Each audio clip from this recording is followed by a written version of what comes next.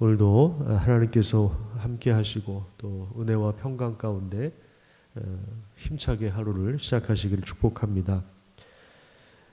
오늘 우리가 읽은 고린도후서 8장 말씀은 9장과 함께 특별히 극심한 환난을 당하고 있는 예루살렘 교회의 구제 헌금을 모금하는 일에 대하여 사도 바울이 특별하게 요청하고 있는 그러한 장입니다. 바울은 앞서 보낸 편지인 고린도전서 16장에 보면 극심한 기근에 시달리는 예루살렘 교회를 위해서 헌금을 모아줄 것을 당부하고 있습니다. 고린도후서 16장을 잠깐 좀 확인하도록 하겠습니다. 고린도전서 16장에 보면 1절에 이런 말씀이 있습니다. 성도를 위하는 연보에 관하여. 그 다음에 2절에 보면 매주 첫날에 너희 각 사람이 수입에 따라 모아두어서 내가 갈 때 연보를 따로 하지 않게 해라. 미리 모아두라. 그런 이야기죠. 그래서 이제 내가 이를 때에 너희가 인정한 사람에게 편주를 주어서 너희가 모아준 그 구제 헌금을 가지고 내가 예루살렘으로 가지고 가겠다. 이미 앞서 보낸 편지에 이것을 부탁했습니다. 이것을 부탁했는데 그 이후에 고린도 교회에 거짓 목사들이 들어와서 성도들을 혼란스럽게 만들고 교회가 여러 가지 분쟁과 문제에 휘말리게 되었습니다. 그러니까 지금 이 구제 헌금 추진하던 이 일이 중단되었던 것입니다.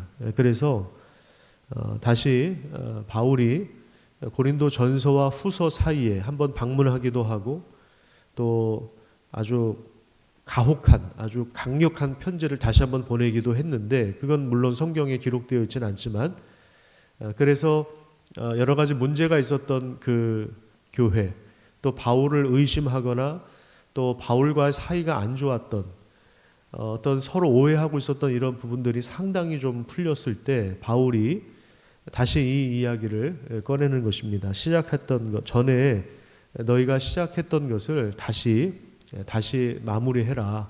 그렇게 권면을 하고 있습니다. 고린도후서 8장 6절을 한번 보겠습니다. 8장 6절에 보면 그러므로 우리가 디도를 권하여 그가 이미 너희 가운데서 시작하였은즉 이 은혜를 그대로 성취하게 해라. 이미 시작한 그 일을 성취하게 하라라고 하는 그러한 말씀이 나오고 그 다음에 11절에도 보십시오. 11절에 보면 이제는 하던 일을 성취할지니 마음에 원하던 것과 같이 완성하되 있는 대로 하라. 여기도 이제 하던 일을 성취하라라고 하는 말씀, 이 내용이 바로 구제 헌금에 대한 것, 전에 시작했는데 중단되었던 것을 다시 마무리하라고 하는 그런 말씀입니다. 오늘 본문 20절에 보면 연보라는 단어가 또 나옵니다. 거액의 연보. 아마 이 헌금의 규모가 좀 컸었던 모양입니다. 연보. 오늘날에는 사실 이 연보라고 하는 말을 잘 쓰지 않죠. 보통 우리는 헌금이라고 하지 연보라고 하는 말을 쓰지는 않습니다. 이 연보라고 하는 말을 이제 한자어로 풀어보면 연자는 내놓다 이런 의미가 있습니다. 내놓을 연자입니다. 그리고 보라고 하는 이 단어는 깊다 이런 말이 있어요. 우리 어머니들이 아이들 옷이 헤어지면 물론 요즘은 다 갖다 버리지만 옛날에는 어떻게 했습니까? 헤어진 옷을 이렇게 기워서 다시 입게 하지 않았습니까? 이게 이제 연보라고 하는 거예요. 내가 가지고 있는 것을 내놓아서 헤어지고 이렇게 상하고 찢어진 이런 것들을 이렇게 기워서 낡은 것을 기워주는 것, 이것이 바로 연보라고 하는 것입니다. 오늘날로 말하면 구제헌금이라고 하는 것이죠. 구제헌금이라고 하는 의미 안에 우리 조상들이 사용했던 연보, 아주 연보라고 번역하는 이 한자어가 참 마음에 와닿습니다. 우리의 것을 내놓아서 상대방의 헤어지고 낡은 것을 기워주는, 이것이 바로 이제 구제헌금의 뜻입니다. 또한 오늘 본문을 우리가 읽어보면 이 연보하는 일에 대해서, 그러니까 이제 구제 헌금하는 일에 대해서 굉장히 신중하게 일 처리를 하고 있구나 이런 것을 보게 됩니다. 20절을 다시 한번 보십시오. 20절에 보면 이것을 조심한다 이런 표현이 나와 있습니다. 그 다음에 21절에 보면 주 앞에서 뿐만 아니라 사람 앞에서도 선한 일에 조심하려 합니다. 이렇게 이야기합니다. 돈과 관련해서는 누구든지 예민한 문제가 될 수밖에 없습니다. 그래서 선한 일을 하려고 하는데 오히려 마귀가 틈탈 수도 있고, 이 돈이 관련되어 있으면 이게 어디서 문제가 터질지 모릅니다. 그렇기 때문에 바울이 이 일을 추진하는 데 있어서 굉장히 신중하게 접근하고 있습니다. 그리고 가장 중요한 것은 이 일에 있어서 가장 신뢰했던 동역자들을 세워서 보냅니다. 디도와 함께 다른 두 형제, 이름은 나오지 않는데 다른 공동체에서 인정받은, 그래서 정말 신뢰할 수 있는 그 형제, 그 성도들 앞에서도 신뢰가 되고 또 돈을 맡겨도 신뢰할 수 있는 그러한 사람 세 사람을 추천하여서 그들에게 보내는 그러한 장면이 나옵니다.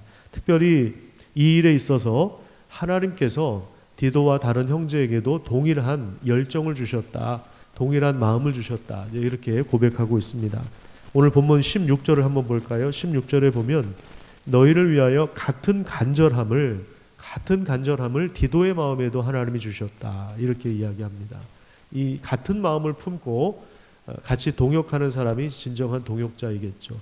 이 간절함이라고 하는 단어는 열정이라고 하는 말입니다. 같은 열정을 디도의 마음에도 허락해 주셨다는 거예요. 하나님께서 바울에게 주신 그 귀한 마음을, 같은 열정을 디도 사도도 함께 품었다라고 하는 것이죠. 그래서 디도가 진정한 동역자라고 하는 것입니다. 그가 권함을 받고 더욱 간절함으로, 더욱 열정적으로 자원해서 너희에게 나아갔다, 이렇게 말씀하고 있는 것입니다. 같은 마음과 열정을 가지고 함께하는 사람이 동역자인데, 하나님은 동역자를 세우셔서 하나님의 일을 함께 감당하도록 하시는 것입니다. 코로나로 인해서 경제적인 어려움이 상당 기간 가중될 것이라 예측하고 있고, 또 그런 조짐들도 지금 계속 보이고 있습니다. 우리 교회도 우리 매주 노숙인들을 섬기고 있는데 200명이 넘은 이후로 그 숫자가 떨어지질 않습니다.